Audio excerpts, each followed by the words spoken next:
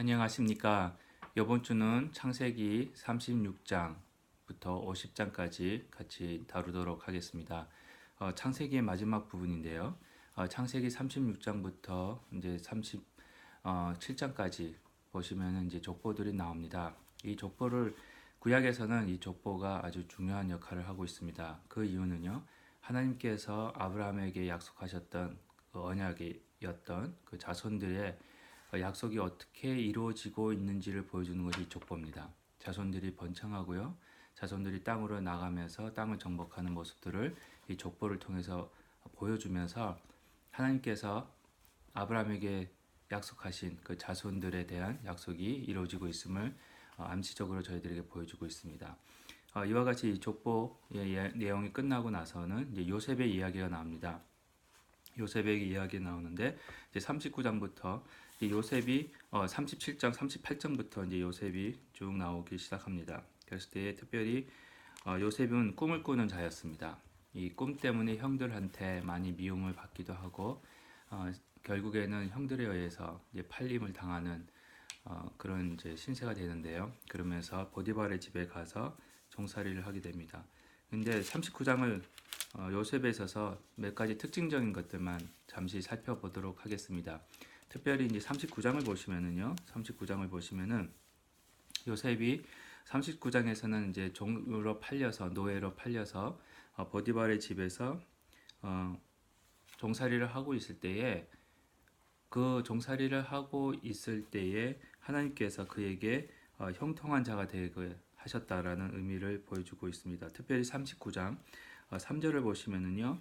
그의 주인이 여호와께서 그와 함께 하심을 보며 또 여호와께서 그의 범사에 형통하게 하심을 보았더라 이렇게 말씀을 하십니다. 그래서 하나님께서 요셉을 형통하게 하시고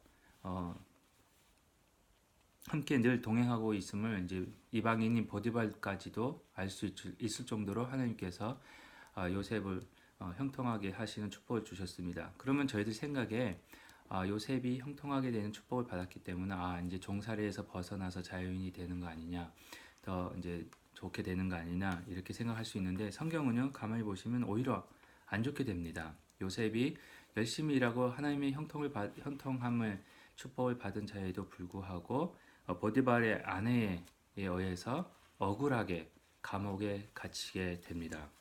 감옥에 갇혔을 때 23장, 39장은 감옥에 갇히는 모습으로 끝을 내면서 어떻게 결론을 맺냐 하면은 39장에서요. 39장 3절에 나와 있는 말씀하고 비슷하게 그 말씀을 사용하면서 39장의 결론을 맺습니다. 23장을 보시면은요. 23절을 보시면은요. 간수장은 그의 손에 맡긴 것을 무엇이든지 살펴보지 아니하였으니 이는 여호와께서 요셉과 함께 하심이라 여호와께서 그를 범사에 형통하게 하셨더라. 이 감옥에 갇혔을 때도 하나님께서 함께 하셔서 형통하게 하시는 그런 축복을 받게 됩니다. 39장은요. 하나님이 요셉과 함께 하시고 하나님께서 요셉을 형통하게 하시기 때문에 요셉은 종살이를 한 거고요. 요셉이 형통하게 됐기 때문에 형통하게 된 것이 곧 이제 억울하게 감옥에 갇힌 그런 결과를 가지고 오게 됩니다. 육체적으로 봤을 때는 그는 형통이 아닙니다. 그렇죠? 더 악하게 된 건데, 근데 하나님은 그를 통해 그것이 형통하게 됐다는 것을 그렇게 정의를 내리고 있습니다. 영적으로 저희들이 생각을 해야 됩니다. 비록 육체적으로는 손해를 보는 것 같고 억울하게 감옥에 갇히는 것 같지만은 그 속에서 하나님이 함께 계셔서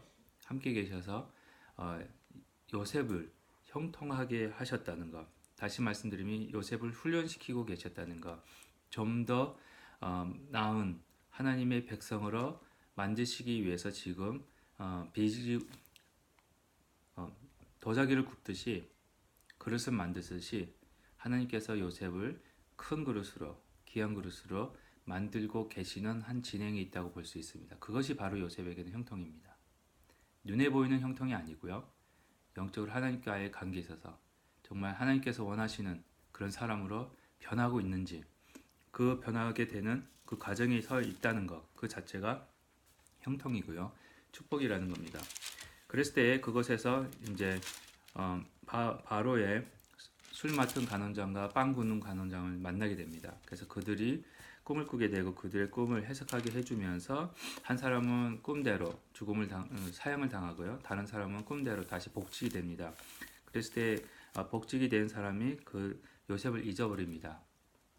그래서 2년 후에 요셉을 다시 기억하게 되는데요. 기억하게 되게 한 이유가 바로 이 바로가 꿈을 꿉니다.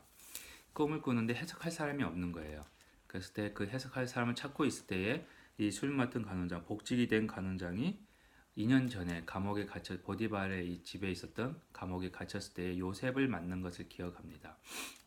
그래서 요셉을 바로한테 추천을 하고요. 이제 바로가 요셉을 데리고 나와서 이제 요셉이 그 꿈을 해석을 해줍니다. 그랬을 때에 애굽의 총리가 되는 사건이 일어납니다.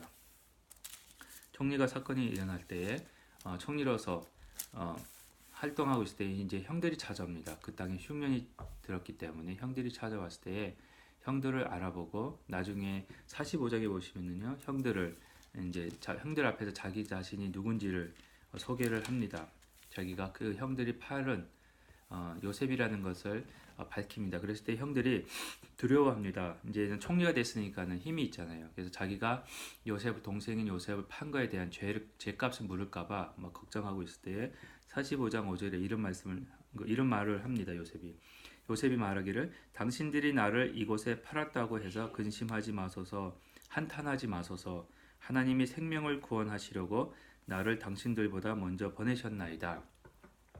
요셉이 총리입니다. 그리고 자기를 판 형들이 그 앞에 와서 자기한테 머리를 쪼아리면서 음식을 달라고 애원하는 그런 위치에 서 있었습니다. 요셉이 복수를 하려면 할 수 있었습니다. 그런 만한 파워가 있었고요. 힘이 있었습니다. 근데 요셉은 옛날에 형들이 자기한테 지은 죄를 그 죄의 값을 묻지를 않습니다. 오히려 위로를 하고 희망을 주면서 내가 여기 온 것은 형들이 나를 판 것이 아니라 하나님께서 그 가족들을 구원하시기 위해서 먼저 미리 애굽 땅에 보내셨다라고 자기가 이 애굽 땅에 온 사건들을 해석을 그렇게 합니다. 요셉이 어떻게 이런 믿음이 생겼을까? 형들을 용서하고 형들을 오히려 위로하는 자기를 판 원수 같은 형들을 용서하고 위로할 수 있는 그런 마음가짐, 믿음이 어디서 생겼을까? 그것이 바로 아까 나온 39장에 있다고 봅니다. 하나님께서 형통하게 하셨다는 것이 바로 이겁니다. 그때까지는 바로를 만날 때, 감옥에 있을 때까지는 바로를 만날 때까지는 요셉이 아마 원수를 갚을 생각으로 가득 차 있었을 겁니다. 형들 때문에 내가 여기 와 있다. 형들이 아무 죄 없는 나를 여기 팔았다. 만나면 복수를 해야겠다. 이런 마음이 있었을 수도 있었습니다. 하지만 그곳에서 2년 동안 요셉은 하나님을 만나고요. 하나님께서 그와 함께 하심을 요셉이 깨닫게 하십니다. 그랬을 때에 온전히 하나님의 사람으로서 빚으셨을 때에 나와서 형들을 용서할 수 있는 자가 되었다는 것, 그걸 보여주고 계십니다. 하나님을 만난 요셉, 하나님 앞에서 바로 믿음을 가진 요셉이 원수를 사랑하는 모습을 보게 됩니다. 그랬을 때에 그 요셉이 형들을 통해서 모든 가족들을 애굽으로 내려오게 합니다. 내려와서 이제 모든 야곱으로부터 11 형제들이 다 와서 애굽에서 살게 됩니다. 그랬을 때 이제 야곱이 죽음을 맞게 되는 그런 장면이 49장에서부터 나오는데요. 49장에 보시면은 이제 특별히 야곱이 유언적으로 그 12 아들들에게 하는 축복의 말씀들이 있습니다. 특별히 여러분들이 좀 이렇게 주의를 기울여서 읽으셔야 할 부분은 49장 8절부터입니다. 유다에게 주는 축복의 말씀을 가만히 보시면요. 유다가 메시아적인 예언을 받습니다. 유다가 사자로 비유가 되고요. 그 다음에 유다에서 임금이 가지고 있는 임금을 상징하는 권력을 상징하는 왕을 상징하는 그에 대한 예언을 하고 있고요. 그 나무에서 메시아가 나오겠다는 그런 말씀들을 예언을 많이 하십니다. 그래서 결론적으로요, 이 37장에서 50장까지 특별히 이 말씀 36장에서 50장까지 보면 요셉이 주인공 같이 보이긴 하지만은 요셉이 주인공은 아니고요, 유다가 주인공입니다. 요셉을 하나님께서 그렇게 요셉에 대한 기록이 많은 것은 요셉을 통해서 유다와 그 집안을 살리시는 그 구원의 계획을 가지시고 그거를 실천하고 계신다는 것을 보여주고 있습니다. 그래서 요셉의 이야기 속에 유다 다말 사건이 나옵니다. 그래서 가만히 읽다 보시면 아시겠지만 36장을 시작해서 읽다가 37장에서 이제 요셉이 나오다가 갑자기 38장에서 유다와 다말 사건이 나옵니다. 그리고는 39장으로 다시 요셉 이야기가 나옵니다. 솔직히 38장을 빼시고요. 37장과 39장만 읽어보십시오. 그 이야기가 전개가 잘 연결이 됩니다. 그 사이에 갑자기 38장 유다와 다말 사건이 들어가게 된 거거든요. 그 말은 요셉의 이야기가 유다의 이야기를 이렇게 감싸고 있습니다. 보호하고 있듯이 감싸고 있습니다.